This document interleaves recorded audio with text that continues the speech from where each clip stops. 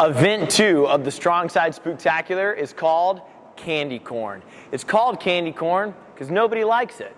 And this workout fits our grit workout category. You're going to be challenged, you're going to be pushed, and this workout is guaranteed to haunt you. Event 2 is 4 time with a 17-minute time cap.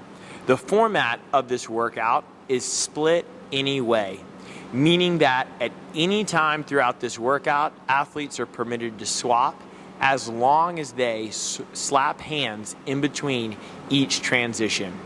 At the call of 3, 2, 1, go, athlete A will make their way onto the floor to begin their 30 devil press. After the athletes have completed 30 devil press split amongst the athletes however they choose, they will then advance to box jump over where they will perform 20 repetitions. After completing 20 box jump overs, athletes will advance back to the dumbbell, this time doing 40 alternating single dumbbell power snatch. After the completion of 40 repetitions, athletes will go back to an additional 20 box jump over. After the completion of 20 box jump over, athletes will then go back to grab both dumbbells and perform 60 shoulder to overhead, split any way. After completing the 60 shoulder to overhead, the workout ends with the final 20 box jump over. After landing on the ground on the 20th repetition of the box jump, the ending time is your score for the workout. If you do not complete the work inside the 17-minute cap, your score will be cap plus however many repetitions are remaining in the workout.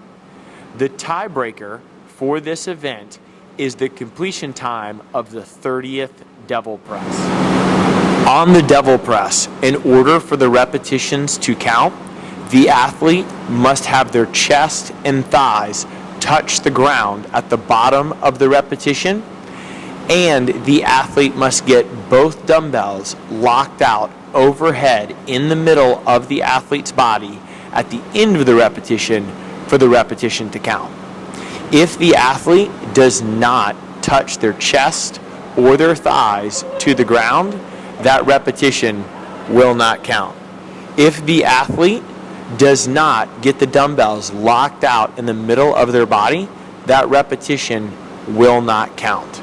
Again, for the repetition to count, athletes must have their chest and thighs touch the ground at the bottom of the repetition and have both dumbbells locked out in the middle of their body at the top of the repetition. On the box jump overs, in order for the repetition to count, both feet must leave the ground at the same time, and both feet must land on the box before advancing over. No one leap over the box is allowed. Athletes do not have to show an extension at the top of the repetition, and they are allowed to step down or jump down the other side. On the single arm alternating dumbbell power snatch, athletes must get the dumbbell from ground to overhead in one swift movement. After completion of the repetition with the body extended and the dumbbell in the middle of the athlete's body, athletes may change arms anywhere they choose on the way down. On the dumbbell shoulder to overhead, those repetitions may be accomplished any way. It can be a push press, a push jerk, or a split jerk.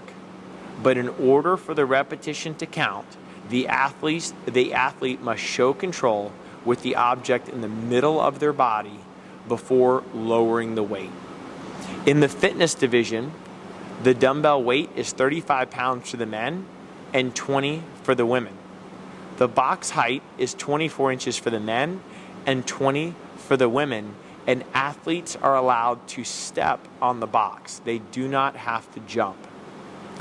In the breakout division, the dumbbell weight is 25 pounds for the men and 15 pounds for the women.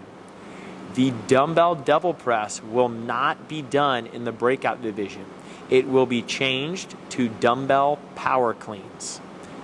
In this movement, athletes will get both dumbbells from ground to shoulder in one swift movement. In the breakout division, the box height is 20 inches and athletes may step over or crawl over the box.